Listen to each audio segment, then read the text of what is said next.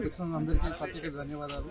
ఈరోజు బోడుపల్ ఆధ్వర్యంలో మేము మార్వాడికి వ్యతిరేకంగా మేము ర్యాలీ తీయడం జరుగుతుంది. దీనికి ముఖ్య కారణం ఏంటంటే మన తెలంగాణ ప్రాంతంలో మార్వాడి వాళ్ళ బిజినెస్ ఎక్కువైపోయి చిన్న చిన్న వ్యాపారస్తులకు కూడా ఇబ్బంది జరుగుతుంది. ఒక తెలుగు బిడ్డ ఒక బిజినెస్లో రాణించాలంటే ఒక 1 year 2 years నుంచి కష్టపడతాడు. వాడిని గోల్ మొత్తం బిజినెస్లో పెడితేనే రాణించగలుగుతాడు. ఒక 10-15 సంవత్సరాల నుంచి మేము బిజినెస్ ఫీల్డ్లో ఉంటుకుంటూ మా తెలంగాణ బిడ్డలకు మేము నలుగురికి ఉపాధి కల్పించుకుంటూ ముందుకు వస్తున్నాము. వీళ్ళు ఫస్ట్ ఆఫ్ ఆల్ మార్వాడి వాళ్ళు ఏ విధంగా మాకు లోకల్లో కూడా ఎంటర్ అవుతారు అంటే, సార్ మాది గుజరాత్ జగదీష్ మార్కెట్ ఉంది కదా సార్, మీకు అలా కాకుండా మీకు అక్కడ పోతే బిజినెస్ అనేది చాలా లాంగ్ అవుతుంది కదా, మీ దగ్గరికి వచ్చి మీకు హెల్ప్ చేయడానికి మేము వస్తున్నాం సార్, మిమ్మల్ని దోపీ చేయడము అలాంటివి చేయడానికి రావట్లేదు అని చెప్పేసి మెల్లగా వాళ్ళు హోల్సేల్ రంగంలోకి ఎంట్రీ అయ్యి ఫస్ట్ ఆఫ్ ఆల్ ఆ హోల్సేల్ రంగంలో ఉండే ఉద్యోగులు ఎవరు అంటే వాళ్ళే ఉంటారు. ఏ తెలుగు బిడ్డ కూడా ఎక్కడ కూడా ఉండడు. వాళ్ళు ఏం చేస్తారంటే ఫస్ట్ ఒక 4-5 బ్యాచ్ని దింపుతారు. ఆ బ్యాచ్కి ఫస్ట్ ఆఫ్ ఆల్ వాళ్ళకు బేసిక్ ఓనమాలు చెప్తారు. ఏంటంటే ఇంగ్లీష్లో రాయడము, కూడికలు రావడం అలాంటివి వస్తే సరిపోతుంది. వాళ్ళ పెద్ద పెద్ద చదువులు అలాంటి అవసరం కూడా లేదు. వాళ్ళ పిల్లలకి అలాంటి వాళ్ళకు కోచింగ్ ఇచ్చేసి ఆ నలుగురిని ఇంకో బ్యాచ్కి దింపి వాళ్ళకు ఒక 1-2 yearsలో వాళ్ళకు కోచింగ్ ఇచ్చేసి బిజినెస్ ఓలమాలు ఇచ్చేసి వీళ్ళే బిజినెస్ చేసుకోవడానికి డబ్బులు అమౌంట్ వీళ్ళే అడ్జస్ట్ చేస్తారు. దాంతోపాటు వాళ్ళ దగ్గర మరి వడ్డీ కలెక్ట్ చేస్తారా, ఏ రకంగా చేస్తారా, ఎందుకంటే పైనుంచి కింది దాకా వీళ్ళే హోల్సేల్లో ఉంటారు కదా, వీళ్ళే వస్తువు తయారు చేస్తారు. ఆ ప్రోడక్ట్ ఎలా అది మంచిదన్నా కానీ చెడదన్నా కానీ ఏ రకమైన ప్రోడక్ట్ అయినా పర్వాలేదు, కానీ వాడు ఏం చెప్తాడంటే పైన ఉన్న మార్వాడు ఏం చెప్తాడు, నేను సంస్థను ఉత్పత్తి చేస్తున్నాను, ఈ వస్తువును మీరు సేల్ చేసే బాధ్యత మీదే అని వాళ్ళకి అంటగట్టి వాళ్ళు ఏం చేస్తారంటే ఈ ప్రోడక్ట్ అయితే బాగుంటుంది అని చెప్పేసి మా దగ్గరికి వస్తే మా దగ్గరికి అంటగట్టి ఆ నాసిరకమైన వస్తువులు ఒక 1 year 6 months 1 year మేము ఒక ఫర్ ఎగ్జాంపుల్ మాది మొబైల్ షాప్ బిజినెస్ మాది, ఒకసారి క్వాలిటీ వేస్తే మనం బ్రాండెడ్ కంపెనీలు వేస్తే మినిమం 4 years 5 years 6 years దాకా కూడా ఉంటుంది. వీళ్ళు ఇచ్చేది ఓవర్సారి మేము కస్టమర్కి ఫిట్టింగ్ చేస్తే మినిమం 1/2 hour 1 hourలో పోయే సందర్భంలో ఉంటాయి. వాడిని అడిగితే ఇలాంటి నాసిరకమైన వస్తువులు ఇస్తే మేము పీపుల్స్కి ఏం సమాధానం చెప్పాలి? వాళ్ళు మా మీద ఎలాంటి అయినా గలిసి మాటలు మాట్లాడుతున్నారు, తిరుగుబడుతున్నారు. మీరు నాణ్యత ఇవ్వండి, మీ నాణ్యతని తీసుకొని ప్రజలకు చేరవేస్తామని చెప్పాము. అయినా కానీ వాళ్ళ దందా అంటే ఏంటంటే గలీజ్ దందనే, 100% గలీజ్దనే. నాకు తెలిసి మార్వాడే చైనా. మన బీజేపీ వాళ్ళు సంఖ్యలు కొట్టుకుంటారు కదా, ఏది make in India make in India make in India అని అంటారు కదా. మేక్ ఇన్ ఇండియా వచ్చి 11 సంవత్సరాలు అవుతుంది. మరి ఏది మేక్ ఇన్ ఇండియా? మన ఇండియా వస్తువులు మనం ఎందుకు ఉత్పత్తి చేసుకోలేకపోతున్నాం? మన మార్కెట్లోకి ఎందుకు తీసుకురాలేకపోతున్నాం? అది కూడా వాళ్ళు ఆలోచించాలి. ఏమనంటే కులాలకు మాకు అంటే కడతారు. ఏ కులం? ప్రతి కులం ఉంది ఇందులో. మాకు కులాలతో పని లేదు, మాకు కులంతో అవసరం కూడా లేదు. ఇప్పుడు మొన్న ఎస్సీ బిడ్డ మీద దాడి జరిగింది. ఆ దాడి జరగటిన సంఘటన ఒక్కటే వీళ్ళ మైండ్లో తిరుగుతుంది. మమ్మల్ని వ్యతిరేకించే మా వ్యాపారస్తులను వ్యతిరేకించే రాజకీయ నాయకులకు ఒకటే చెప్తున్నా, మేము అన్ని రాజకీయ పార్టీలో నుంచి కార్యకర్తలు ఉన్నాము, లీడర్లు ఉన్నాము, అందరూ ఉన్నాము. చేస్తే మాకు సపోర్ట్ చేయండి, కానీ మా తెలంగాణ బిడ్డలని ఆత్మాభిమానాన్ని చంపకండి. అన్ని కులవృత్తులు ఉన్నాయి. బండి సంజయ్ గారు కూడా మాట్లాడుతున్నారు, కులవృత్తుల గురించి మాట్లాడాలంటే ఫస్ట్ ఫీల్డ్లోకి రాండి సార్. మీరు తెలంగాణ బిడ్డల గురించి ఆలోచించే ఫీల్డ్లోకి వచ్చి ప్రతి షాప్ తిరగండి. మార్వాడి వల్ల మీ జీవితం ఏదో పడుతుంది, స్థితిగతులు మీ ఆర్థిక స్థితిగతులు అడగండి. మీరు అధికారి కాకుండా ఒక వర్గాన్ని మీకు సపోర్ట్ చేయకుండా ఆ వర్గాన్ని మీరు ఎందుకు వేసుకొస్తారు చెప్పండి. మీ స్టాండ్ బై ఇదే చెప్పండి. నేను మా మార్వాడి వ్యవస్థకు అనుకూలంగా సపోర్ట్ చేసే అన్ని పార్టీలకు మేము మా యూనియన్ నుంచి హెచ్చరిస్తున్నాం. మా స్టాండ్ బై ఇదని చెప్పండి. మీరు ఏమని మేము మార్వాడులకే మద్దతు ఇస్తాము, మార్వాడి ఓట్లతోనే మేము గెలుస్తాము. మీరు అవసరం లేదు, ఒక విధానం ఇవ్వండి. మీకు యూనియన్ ఉంది కదా, మీ సభ్యత్వం లేదు ఎట్లా పెడుతున్నారు వాళ్ళు? మీకు యూనియన్ ఉంటుంది కదా? అవునండి.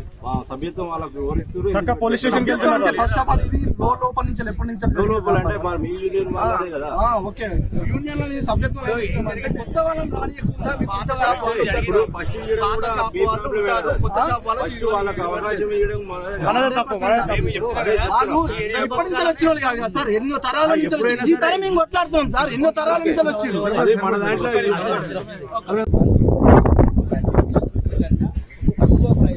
ఐటమ్ వాళ్ళకి ఎలా దొరుకుతుంది? వాళ్ళు ఒకటి బిల్ మెయింటైన్ చేయరు. ఇంకోటి ఏంటంటే నాణ్యత ఉండదన్న. వాళ్ళ నాణ్యత లేని వస్తువులు డూప్లికేట్ ప్యాకింగ్ ఉంటుంది, కంపెనీ బ్రాండ్ ఉంటుంది. దానివల్ల ఏమవుతుందంటే ఇది ప్రజలు మళ్ళీ వాళ్ళు తీసుకోవడం వల్ల వాళ్ళకి ఆరోగ్యం ఖరాబ్ అవుతుంది. ఇంకోటి ఏంటంటే డబ్బు వీళ్ళకి ఎక్కువ అదనంగా లాభం వస్తుంది. ఒక డిస్ట్రిబ్యూటర్కి వచ్చే ప్రైస్ కన్నా ఒక ప్రోడక్ట్ వాళ్ళకి తక్కువ ఎలా వస్తుంది?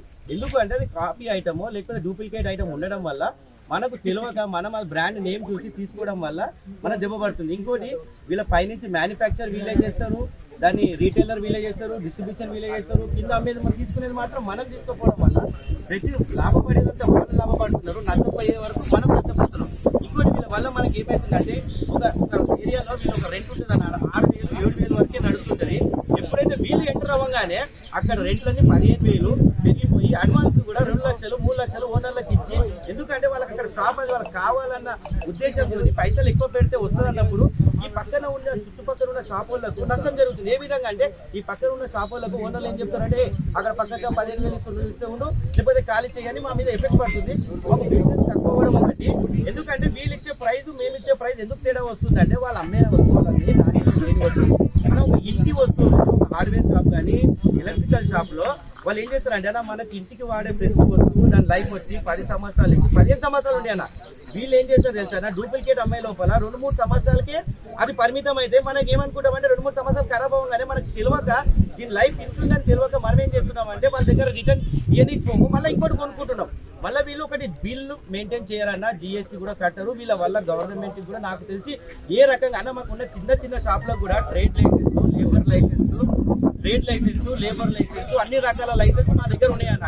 కానీ వాళ్ళ దగ్గర ఏం లేదు. ఇంకోటి అన్న ఒక మార్వాడి హోల్సేలర్ దగ్గర మేము పోతే ఆయన ఏమంటాడంటే ఎక్కువ అమౌంట్ ఉంటే cash, no online, no internet banking, మాకు క్యాష్ కావాలంటారు. ఎందుకు? అదే 5,000 10,000 ఉంటే మాత్రం ఆన్లైన్లో కొట్టమంటారు.